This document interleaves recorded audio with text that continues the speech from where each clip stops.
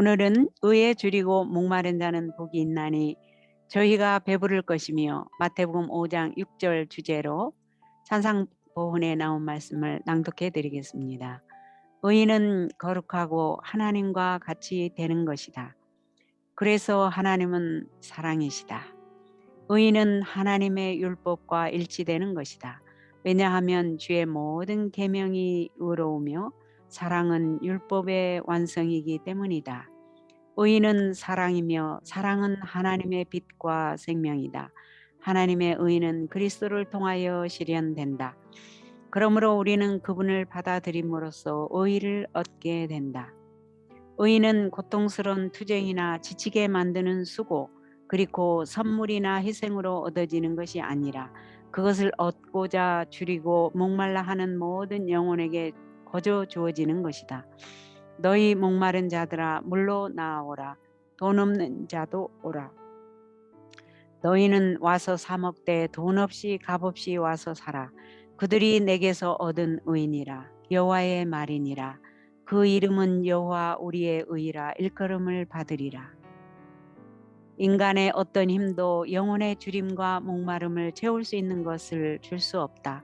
그러나 예수님은 이렇게 말씀하신다. 볼지어다 내가 문 밖에 서서 두드리노니 누구든지 내 음성을 듣고 문을 열면 내가 그에게로 들어가 그로 더불어 먹고 그는 나로 더불어 먹으리라.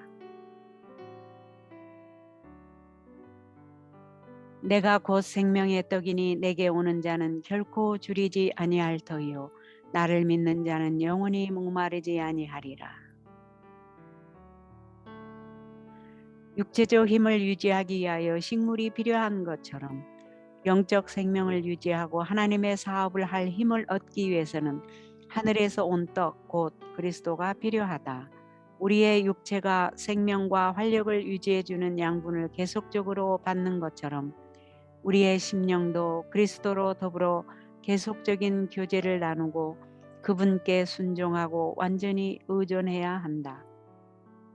피곤에 지친 여행자가 광야에서 샘을 찾다가 찾으면 기갈을 푸는 것처럼 그리스도인도 그리스도가 근원이신 생명의 정수를 갈급함으로 그것을 얻게 될 것이다. 우리 구주의 품성의 온전함을 깨달을 때 우리는 완전히 변화되어 그분과 같은 순결한 모습으로 세워지고자 갈망하게 될 것이다.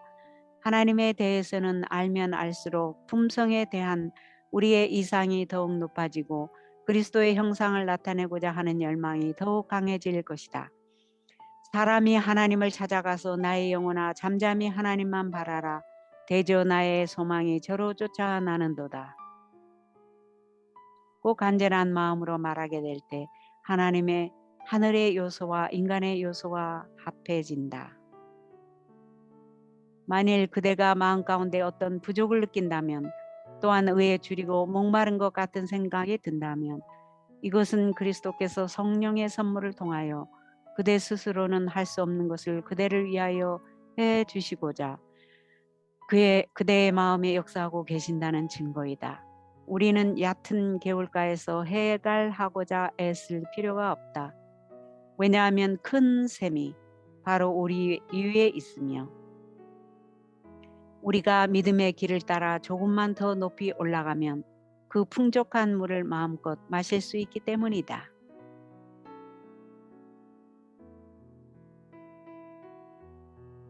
하나님의 말씀은 생명의 샘이다.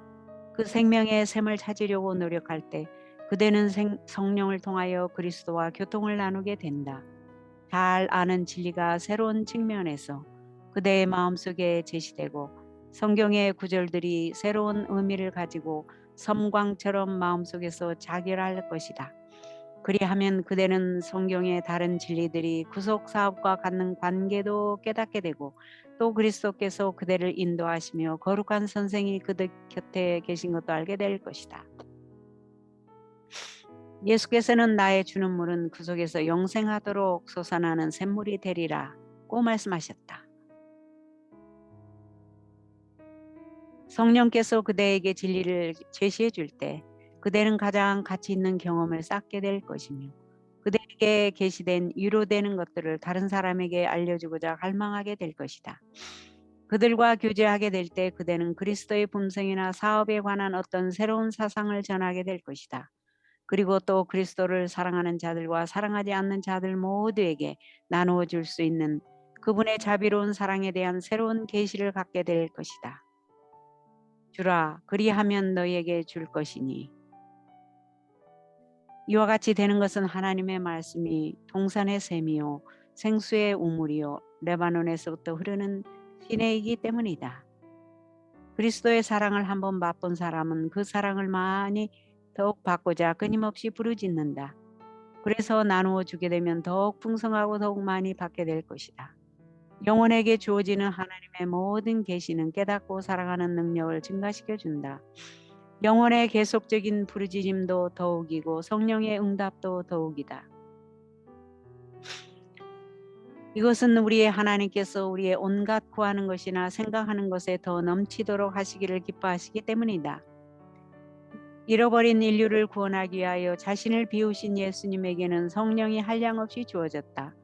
그러므로 그리스도를 따르는 사람들도 그리스도께서 우리 안에 거하시도록 온 마음을 바칠 때는 누구나 그것을 받을 것이다.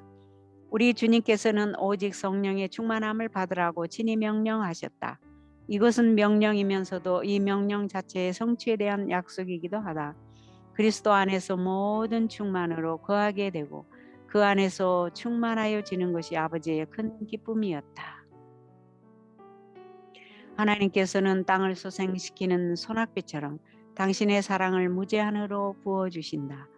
그분은 이렇게 말씀하신다. 너 하늘이여 위에서부터 의로움을 비같이 듣게 할지어다. 궁창이여 의를 부어내릴지어다. 땅이여 열려서 구원을 내고 의도 함께 움돋게 할지어다. 가련하고 빈핍한 자가 물을 구하되 물이 없어서 갈증으로 그들의 혀가 마를 때에 나 여호와가 그들에게 응답하겠고 나 이스라엘의 하나님이 그들을 버리지 아니할 것이라. 내가 자산의 강을 열며 골짜기 가운데 샘이 나게 하며 광야로 못이 되게 하며 마른 땅으로 샘 근원이 되게 할 것이며 우리가 다 그의 충만한 데서 받으니 은혜 위에 은혜로라.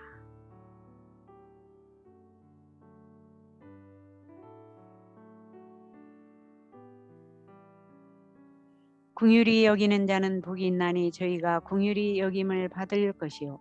마태복음 5장 7절. 사람의 마음은 날 때부터 냉랭하고 어둡고 사랑이 없다. 그러므로 사람이 자비와 용서의 정신을 나타낼 때는 언제나 자기 스스로 그렇게 하는 것이 아니고 그의 마음에 역사하는 성령의 감화를 통해서 하게 된다. 우리가 사랑함은 그가 먼저 우리를 사랑하셨습니다. 하나님은 모든 자비의 근원이시다. 그분의 이름은 자비롭고 은혜롭다. 그분은 우리를 우리의 가치에 의해 취급하지 않으신다. 우리가 당신의 사랑을 받을 가치가 있는지 묻지 않으시고 우리를 가치 있게 해주기 위하여 당신의 풍성한 사랑을 부어주신다. 그분께서는 원한을 품는 분이 아니시다. 그분은 벌을 주려 하지 않으시고 구속하려 하신다. 당신의 섭리를 따라 나타내시는 엄격함도 실은 완악한 자들의 구원을 위한 것이다. 그분께서는 사람들의 고통을 씻어주고 그들의 상처에 향유를 발라주고자 심히 갈망하신다.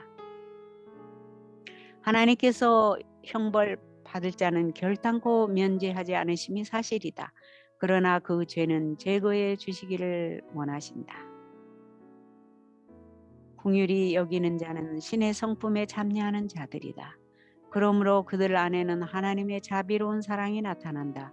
무한한 사랑이신 하나님과 일치되는 마음을 가진 모든 사람은 남을 교화시키기 위해서는 힘을 쓰되 남을 정죄하지는 않는다.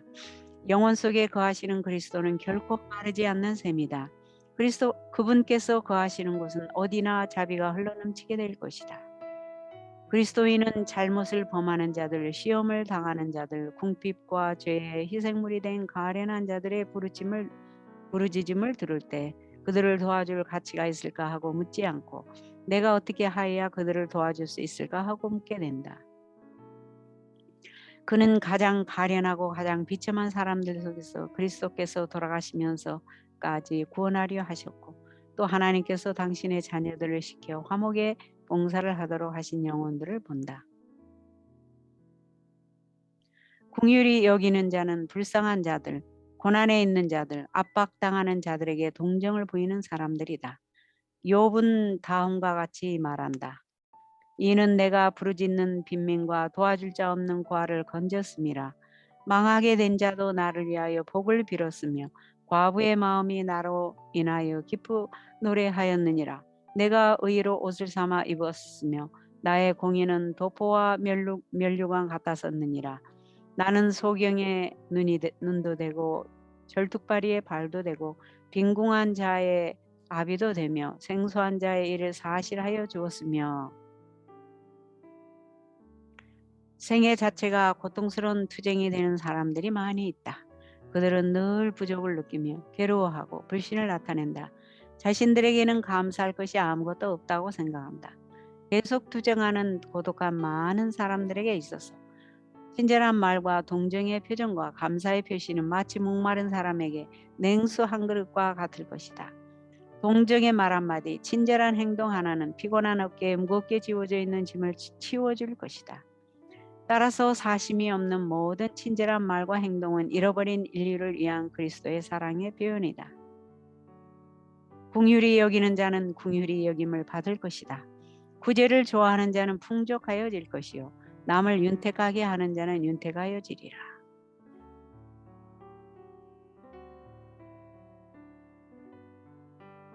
다른 사람들의 유익을 위한 헌신적인 봉사의 생애에는 동정심을 가지는 데서 오는 만족스러운 평안, 즉 즐거운 만족이 있다. 영혼 속에 거하시고 사람의 생애에 뚜렷하게 나타나시는 성령은 딱딱한 마음을 부드럽게 하고 동정심과 자비심을 불러일으켜준다. 그대는 심은 대로 거두게 될 것이다. 빈약한 자를 권고하는 자가 복이 있으며 여호와께서 저를 보호하사 살게 하시리니 저가 세상에서 복을 받을 것이라. 주여, 저를 그 원수의 뜻에 맡기지 마소서. 여호와께서 쇠약한 병상에서 저를 붙드시고 저의 병중 그 자리를 다 고쳐 펴신하이다. 하나님의 자녀를 위한 봉사로 생애를 하나님께 바치는 자는 누구나 우주의 모든 자원을 마음대로 쓸 수 있는 분과 연결된다. 그의 생애는 변함없는 언약의 황금고리로서 하나님의 생애와 하나로 이어진다. 주님께서는 고통과 궁핍의 시간에 그를 잊지 않으실 것이다.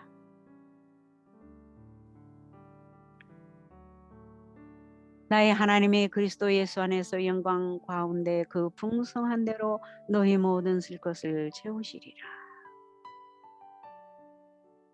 긍휼히 여기는 자는 가장 어려운 시간에 긍휼히 여기시는 구주의 자비 안에서 피난처를 찾게 되고 영원한 거처로 영접받게 될 것이다. 아멘. 내일은 마음이 정결한 자는 복이 있나니 저희가 하나님을 볼 것이며, 마태복음 5장 8절 주제의 말씀으로 산상보훈에 나온 팔복의 자세한 설명을 낭독해 드리겠습니다.